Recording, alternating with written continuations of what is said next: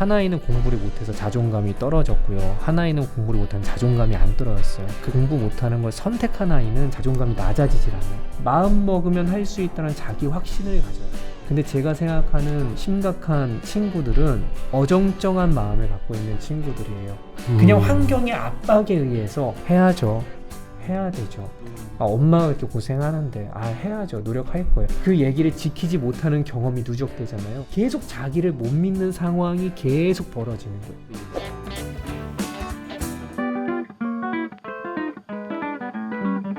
고등학생 남자아이인데 네. 미술 전공인데 네. 말을 너무 잘 듣는다. 별다른 고민이 없다. 네. 예. 어떻게 하면 소장님처럼 될 수 있느냐 이런 걸 물어보셨거든요.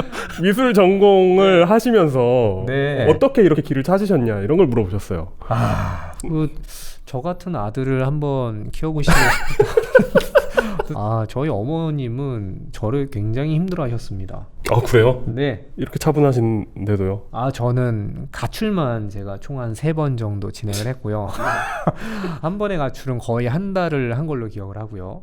대학에서도 미술을 시키고 싶다. 얘가 하고 싶어 하기도 하고 네. 어머니도 하고 싶어 하는데 어떻게 도와줘야 되냐? 제 답은 그렇습니다. 자꾸 그걸 우리가 결정하지 말자. 그러니까 우리가 할 수 있는 영역과 할 수 없는 영역을 구분하셔야 되는데 지금은 그 두 가지 구분이 좀 헷갈리시는 상황일 수 있어요.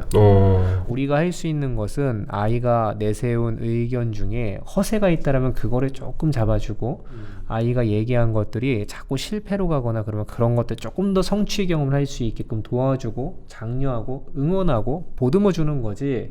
너가 뭘 할지 앞으로 어디로 어떻게 갈지를 결정하는 것은 우리 역할은 아닌 거예요. 그 아이가 반드시 배워야 되는 것은 고등학교 때 미분적분이 아니고 내 인생을 작게라도 선택하고 책임지는 경험에 그 감각을 느끼는 게 학생 때 해야 될 일인 거죠. 근데 그 감각을 느끼지 못하고 아이들의 선택을 처음에 뭘 하냐면 대학교 전공을 처음 선택을 하는 거예요. 그러면 반드시 돌아가게 돼요. 어떤 걸 선택한다라는 건 굉장히 어려운 일이에요.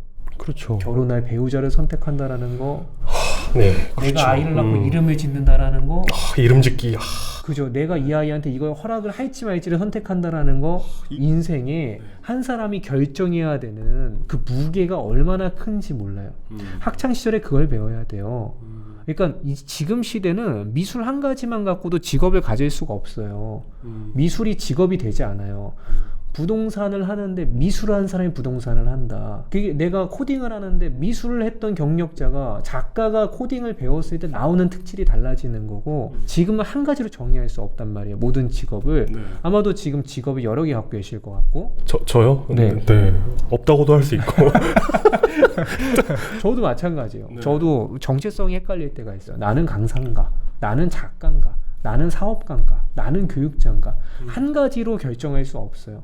아이들은 끊임없이 내가 선택하고 책임지는 방법을 배우는 게 그 시기에 일어나야 되는데 그걸 자꾸 뺏는 거예요. 정말 맞는 말씀이고 네. 그렇긴 한데 네. 다른 아이들은 지금 이제 뭐 이름 쓰고 이런 걸 하는데 우리 아이는 막 책은 신나게 읽으면서 막 펜도 안 잡으려고 하니까 부모님들 입장에서는 특히 이렇게 고등학생 정도 되신 부모님들 입장에서는 아니 얘가 꿈을 찾는 것도 좋지만 내신이 몇 등급 이상은 돼야 되지 않겠나? 이런 생각을 하시잖아요. 네. 미리 좀 정해놓으면 목표를 정해놓으면 좀 이렇게 푸시하기가 쉽지 않을까 이런 생각도 하실 것 같거든요.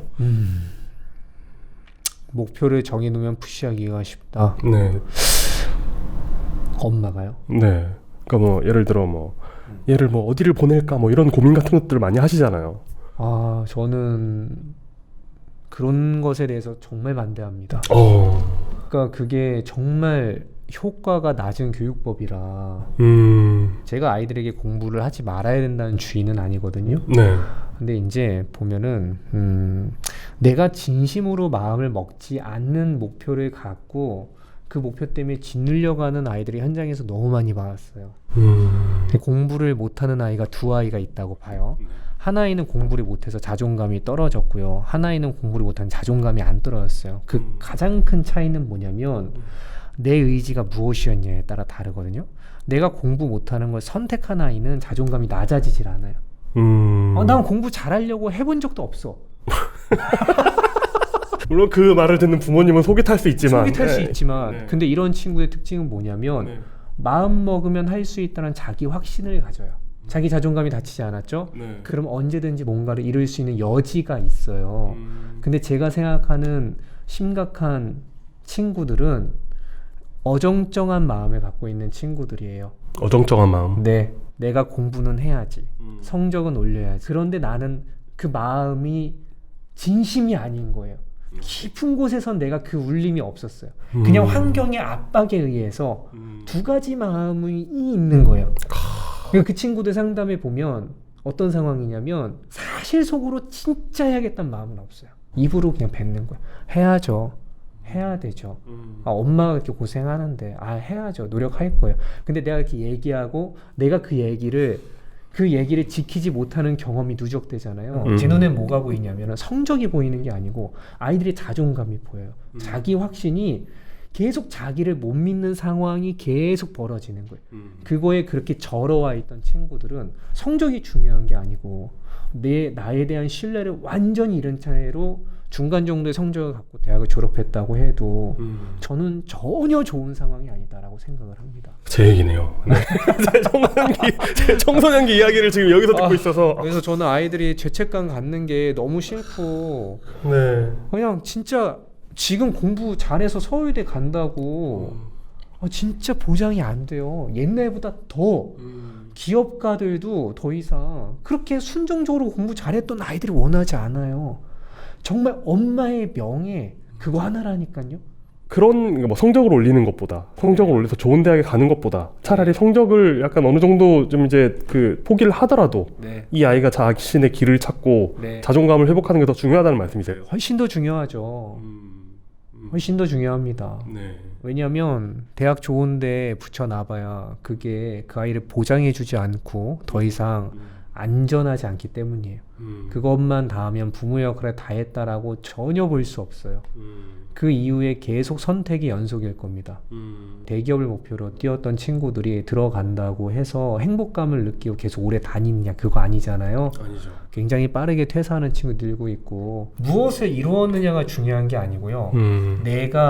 내가 목표를 세울 수 있는 능력을 쟁취했느냐 하지 못했느냐 굉장히 인생의 중요한 과제라는 거예요. 목표를 세울 수 있는 능력. 네, 그러니까 내가 진짜 원하는 게 뭔지 내 마음을 들여다보는 능력과 그 마음을 들여다보고 내가 원하는 게 무엇인지 찾아서 그 목표를 세우는 능력과 그리고 그것을 어떻게든 현실 감각을 갖고 도달하는 경험을 해본 친구들은 저는 절대로 망가지지 않는다고 생각해요.